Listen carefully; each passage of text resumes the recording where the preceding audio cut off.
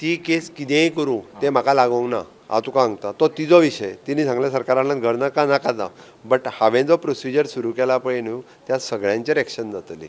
आमी हांगा लोक नाचता तशें नाचोंक हांगा येवंक ना. लोक फाल्यां सकाळीं लोक जाय त्या प्रमाणे फाटीं घेतलो.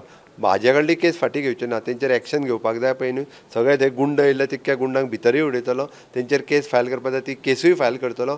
म्हाज्या डिपार्टमेंटाची इन्क्वायरी ती इन्क्वायरी 100% जातली आनी कोण कोण भितर आहा पळय न्हू तेचेर जितकी स्ट्रिक्ट एक्शन जावपाची तितकीच स्ट्रिक्ट एक्शन जातली.